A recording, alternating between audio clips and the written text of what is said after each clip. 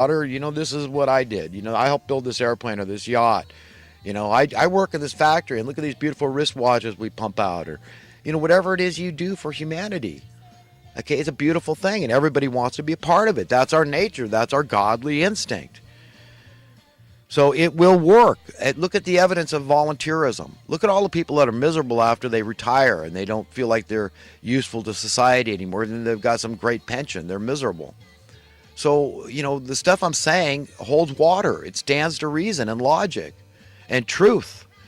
Okay, so that's all I'm trying to get across to people here. The importance of understanding these fundamental things, these fundamental economic principles about what's going to bring us out of slavery and into freedom. And remember, it's not just, individuals finding their own path to financial freedom and financial security out of fear. No, it can't be that way. That's social Darwinian. Not if it keeps getting harder and harder and harder. We're having anti-progress. The good people just want to give up. They want to run, not walk away from this game. They get into the game and they change the rules halfway in. What kind of deal is that? That's a bunch of bull crap, man. I don't want to play that stinking game. I hate it. I hate the stuff that I do for society, contribute to my fellow human being. I hate that being conflated with money. I hate it. I'm an innovator, and I hate the fact that it's always about money. Oh, how are you going to get your innovation out on the shelves? I don't care. You can have the best ideas and sliced bread, okay? But how are you going to get out there to the public? There's a lot of hurdles. There's a lot of obstacles to you being an entrepreneur and starting some tool business or whatever you got in mind, buddy. Yeah, I know you got some great idea. How are you going to pay for public relations? How are you going to pay for the lawyer legal fees? How are you going to pay for the engineers and the marketers? And, where's your business plan? Ha ha ha. You're never going to get nothing done. Yeah, I know. Yeah, like they say, the journey of 1,000 miles starts with the first step. With a Confucius or some Asian guy, right? But listen, the perks. Your taxes would go through the floor. Cost of living tax. So your money relative to taxation would go way down. So if you agreed to say $30,000 a year, everybody was guaranteed. At least you knew they were going to find housing and they were going to be able to buy their food and water, energy needs and stuff. You're still saving $20,000 a year if somebody feels provoked, okay, and I'm not excusing crime, but if somebody feels provoked into committing some crime of opportunity that involves money and financial desperation, which is a vast majority of crime, people selling drugs and all this stuff, the embezzlement, it goes on and on and on. On. We all know it goes on and on and on. I just watched an episode of Forensic Files where the guy killed his beloved wife for a few bucks, I mean, it just boggles the mind. No, it was not his wife. It was his beloved friend. The guy was nobody could believe it. Nobody wanted to wrap their minds around the possibility that this was true. That this best friend of this guy literally stabbed him in the back to get this to the safe in this restaurant to get a few $1,000 because he was in debt to the IRS and to some other people, I guess, child support, maybe. Look, it doesn't matter what it just, you understand, that's what I'm talking about here, okay? He murdered his best friend in cold blood, and the guy was hysterical later. He was just sobbing in tears saying, I didn't do it, but all the forensic evidence was glaringly obvious the guy did it. So it's really phenomenal. It's really sick and twisted, but that's the world we live in. That's the kind of stuff people feel provoked into doing in this current monetary based on reality, okay, that's been shoved down our throats from birth. So anybody that thinks I'm radical and I'm a pipe dream and I'm idealistic, there's no utopia to come. And hey, if you're a Christian, y'all, Alex Jones bandying this, we're not promising a utopia. I guess he's talking about Trump and the Republican Party.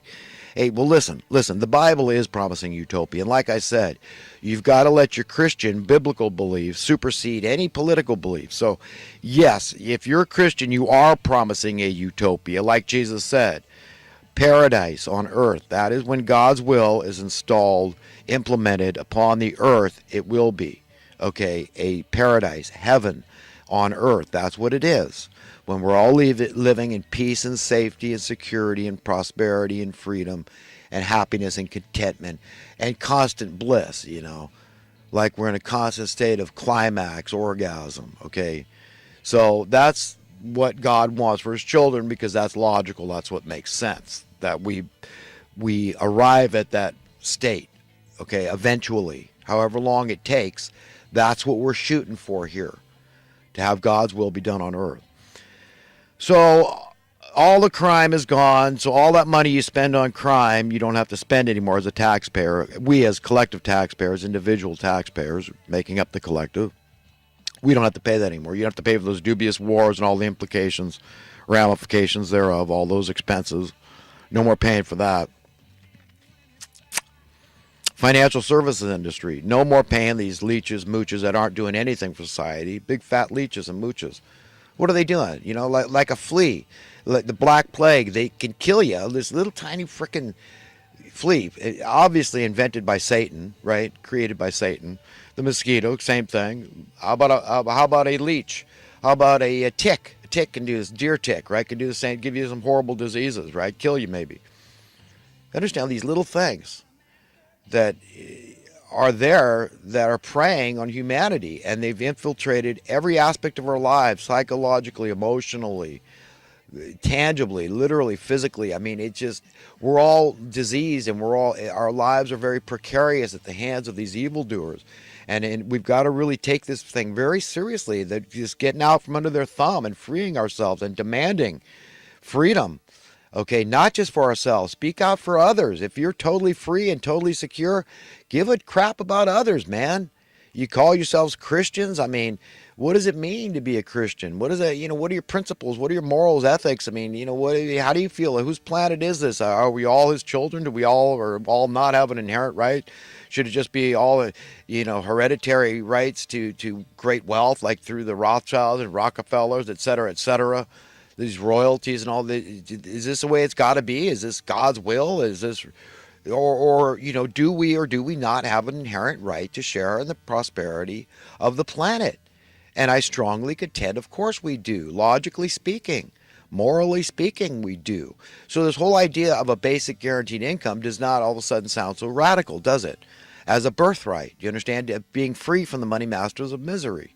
This is the way. I'm talking about skinning a cat. Sure, I'd like it to be done gradually through sound economic policies, you know, so where your currency gradually increased in worth to where we don't care about money anymore because it's all worth so much. $5 is worth 5,000, et cetera, on that theme. That would happen naturally, normally, automatically, organically through sound economic policies. That's what's supposed to happen. That's called progress, okay?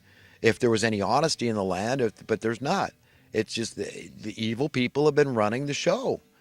And this is where we are. This is what we've got. A big pile of dog crap, man.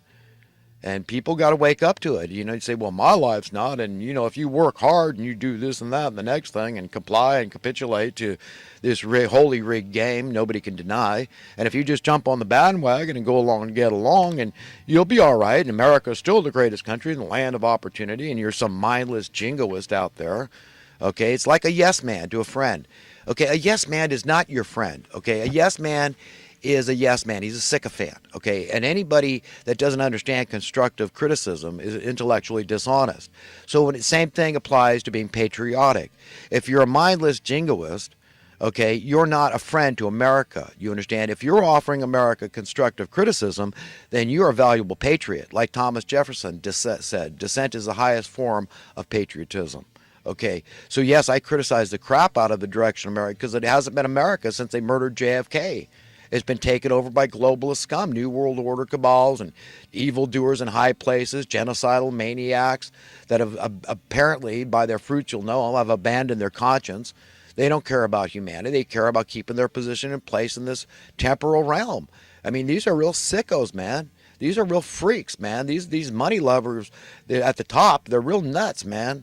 And they're scary, and they have not relented, okay, at this point in time. So that's what I mean about just keeping my optimism that the worm is turned in check until I see the evidence, until she prove me with the litmus test. I want my cost of living tax to start going down for a long, long time, okay, until my currency is worth what it used to be. That's what. So for 55 years, I want to see a new trajectory, a new trend Because if you put stuff on a graph about the debasement of the currency, it's been doing this. Like David Knight's report said, over 90% of the worth of the currency since the inception of the Federal Reserve in 1913. So don't play stupid with me. Don't play stupid with yourself. Don't deceive yourself and end up having to explain to God why you deceived yourself and others by so doing and led them astray and it took them down into hell with you because you're a mini elitist, because you didn't reject the ways of this world, okay, hypocrisy and elitism, okay? So I'm trying to save people. I mean, this is, at the end of the day, it's about the salvation of souls. It really is, about where you go from here. But you've got to really want that world.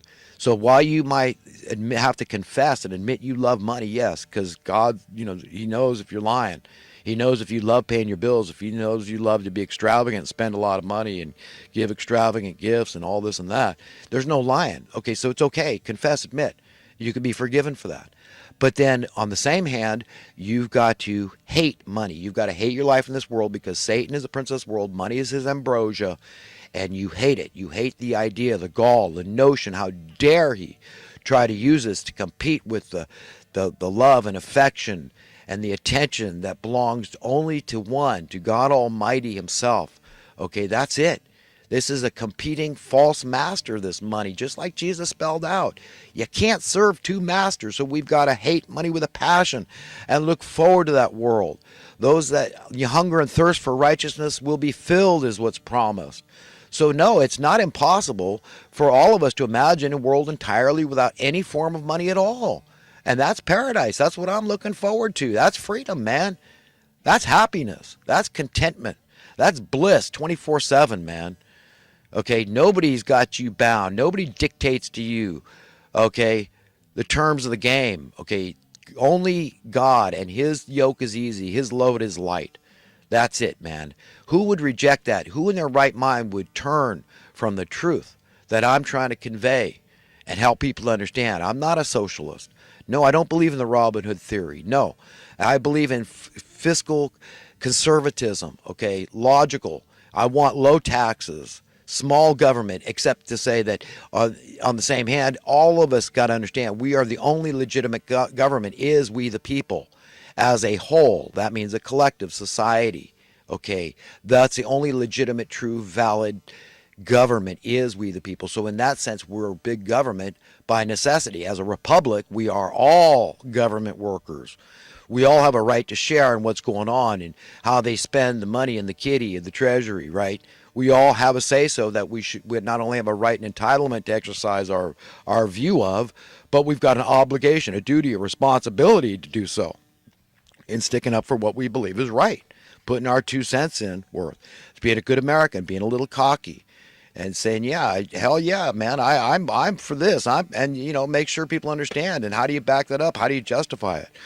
So this Tobin tax, what it would result in, you say, well, their numbers are going to go down. If you're in there, you're saying you're against people leeching and mooching and all this stuff, but you're going to go in there and you're just going to arbitrarily, capriciously tax with this Tobin tax and take a little bit of these investors because of on the exchange that they're doing every day on Wall Street.